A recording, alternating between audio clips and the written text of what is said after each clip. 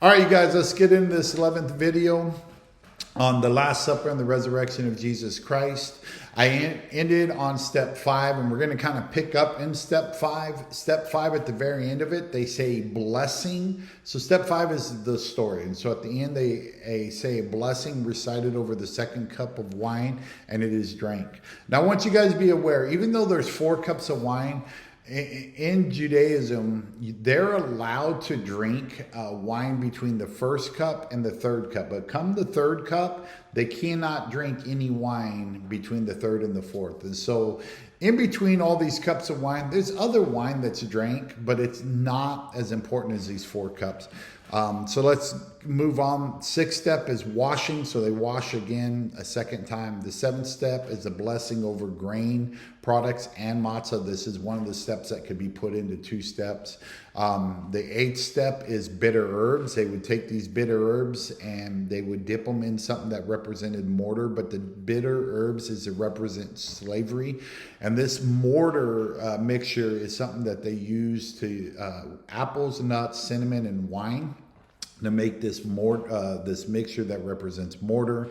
The 9th step is the sandwich. The 10th step is dinner. And so this dinner really can be anything, any type of meal, as long as it's kosher and as long as it doesn't have leaven or mixed with leaven.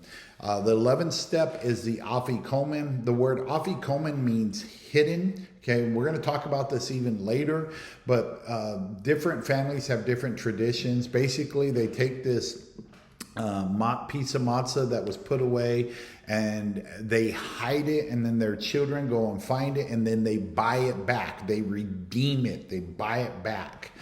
So we're going to, again, like I said, we're going to talk about this later. The 12th step is what is called the grace after meals. This is where the 3rd cup of wine is poured and drank. There is a prayer that is said, and they open the door for Elijah.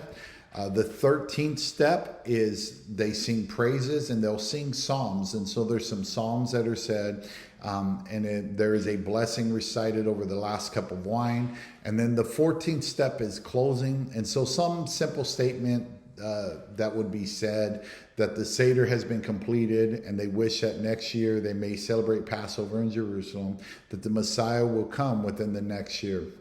And then this is followed by various hymns and stories. So that is a traditional Seder meal that is said today. I'll talk to you guys shortly again, following what goes on with the triumphal entry. God bless and have a great day.